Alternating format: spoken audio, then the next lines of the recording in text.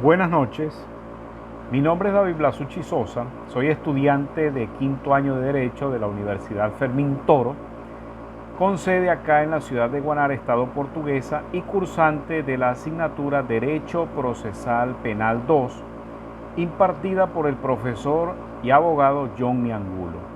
Cumpliendo con la evaluación programada por el profesor de la asignatura, paso a desarrollar las respuestas a las preguntas que fueron asignadas para elaborar dicha evaluación y que se refieren al tema del procedimiento especial para la reparación de daños y la indemnización de perjuicios, establecido este tema en el Código Orgánico Procesal Penal venezolano. El profesor nos colocó 5 supuestos a desarrollar y yo voy a tratar de explicarles con base al Código Orgánico Procesal Penal cómo se desarrolla cada uno de ellos. Entonces, en el primer supuesto, el enunciado del ejercicio nos dice lo siguiente: María, quien posee la cualidad de víctima, contrata a un abogado privado a través de un poder notariado e introduce en la fase de juicio, específicamente en la apertura del juicio oral y público, una demanda de reparación de daños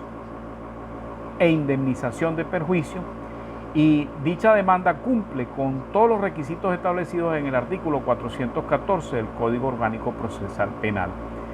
En este enunciado se nos hace la siguiente pregunta: ¿qué alegaría usted como abogado defensor del imputado en defensa del mismo? Entonces, como abogado del imputado en defensa del mismo, yo me acojo a lo que establece el artículo 413 del Código Orgánico Procesal Penal.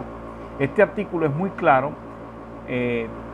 porque él instituye que debe existir una firme sentencia condenatoria contra el imputado para que quienes estén legitimados o legitimadas para ejercer la acción civil puedan demandar ante el juez o jueza del tribunal que dictó la sentencia la reparación de los daños y la indemnización de perjuicios. Entonces, con base al artículo 413, ¿verdad?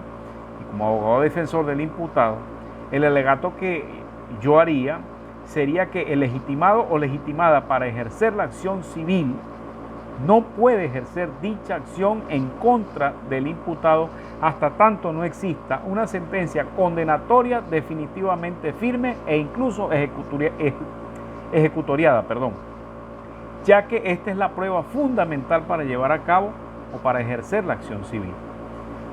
Con relación al segundo supuesto, el enunciado del segundo supuesto nos dice: al inicio de la audiencia del procedimiento de reparación de daños e indemnización de perjuicio, no se presenta la demandada, ¿verdad?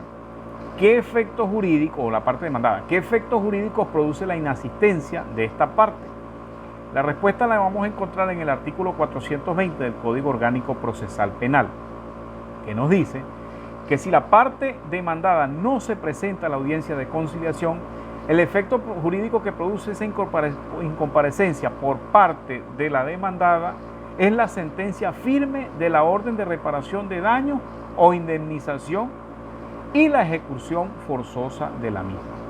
Tenemos en el tercer supuesto, ¿verdad? En el tercer ejercicio, es un delito donde existe un gran daño patrimonial y moral, o mejor dicho, en un delito donde existe un gran daño patrimonial y moral, siendo la víctima un ciudadano de nombre Pedro, quien por su estado de gravidez, y ojo con esto, por su estado de gravidez, no puede asistir al tribunal ya que ya existe una sentencia condenatoria a favor del mismo.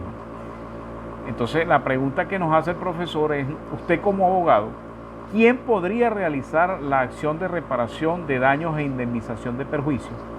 ¿Qué le asesoraría usted para realizar dicha acción y quién podría realizarla por Pedro?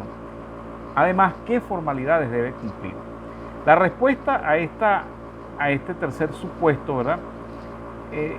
Para dar respuesta, mejor dicho, a este tercer supuesto, es necesario primeramente definir el término estado de gravidez que está en el inicio del ejercicio. Entonces, estado de gravidez es el estado de la hembra preñada o mujer embarazada. Por eso que yo le decía, ojo con esto, estado de gravidez.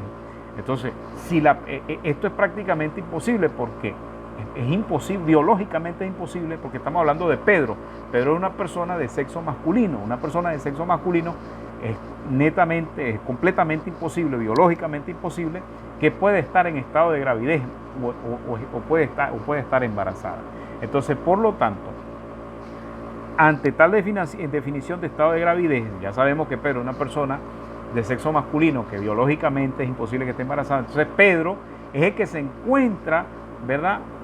O mejor dicho, es la persona que, atendiendo al artículo 413 del Código Orgánico Procesal Penal, es la única persona legitimada para ejercer la acción civil ante el juez o jueza del tribunal que dictó la sentencia de reparación de los daños y la indemnización de perjuicio.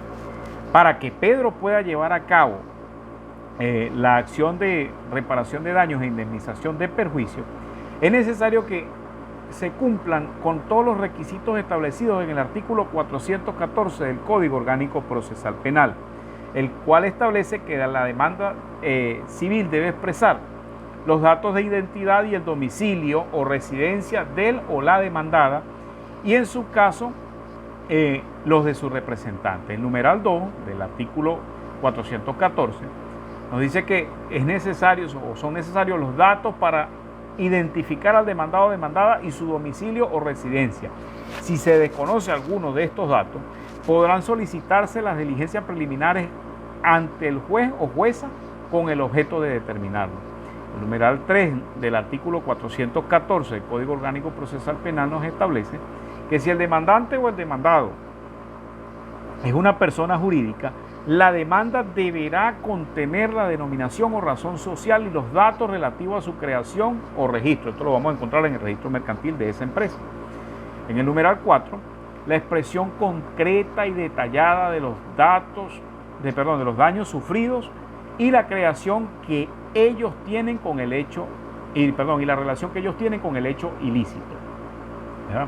En el numeral 5, la cita o de las disposiciones legales en que se funda la responsabilidad civil del demandado o la demandada, En el numeral 6 del mismo artículo 414, recuerda que venimos desarrollando el artículo 414 del Código Orgánico Procesal Penal en el supuesto número 3.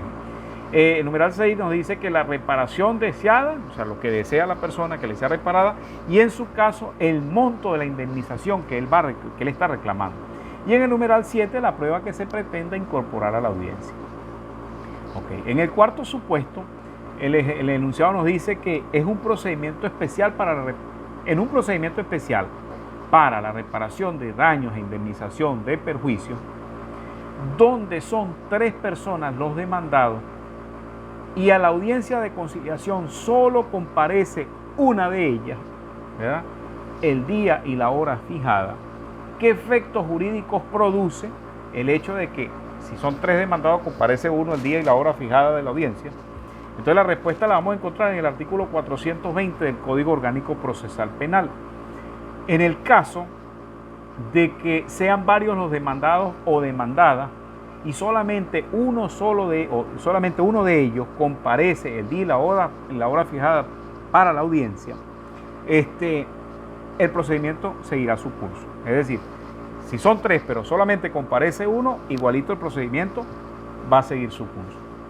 Y en el quinto supuesto, en el quinto ejercicio, se nos dice, o el enunciado del ejercicio nos dice: José, quien es víctima en un procedimiento penal, introduce una demanda de reparación de daños e indemnización de perjuicio ante el juez que emitió la sentencia condenatoria, y la declara inadmisible por no cumplir con los preceptos o los requisitos establecidos en la norma penal adjetiva, es decir, en el Código Orgánico Procesal Penal, ¿verdad?